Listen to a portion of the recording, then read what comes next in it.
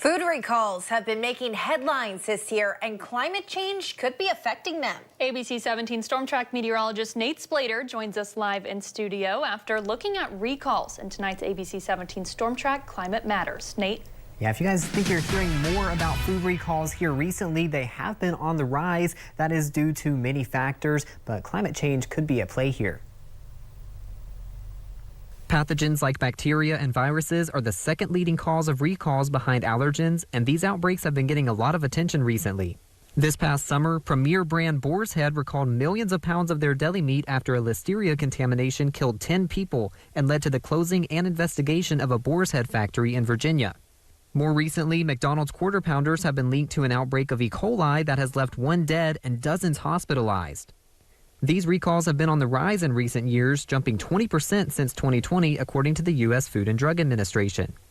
This increase is due to many reasons, including climate change.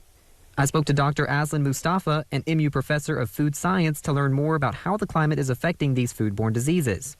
With the climate change, you see warmer temperatures.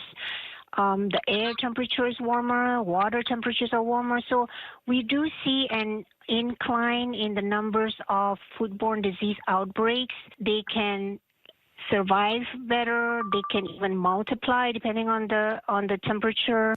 Along with warmer temperatures, floods and drought also impact these diseases. All of those natural occurrences related to climate change, like more floods, more droughts, they all have an impact because it affects, like, growing season is affected, and then also spreading of, like, vectors of pathogens. So, like, some pathogens may be carried by things like, like rodents, insects, things like that. And if there's like a drought or flooding, those can spread. Dr. Mustafa says we saw a very recent example of flooding impacting foodborne diseases in the United States. The recent hurricane in Florida saw a huge uptick in Vibrio vulnificus.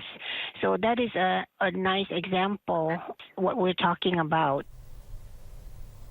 Missouri is affected by about 1 in 4 recalls in the United States. You may be noticing even more of those into the future. Reporting for tonight's ABC 17 Storm Track Climate Matters, I'm meteorologist Nate Splater.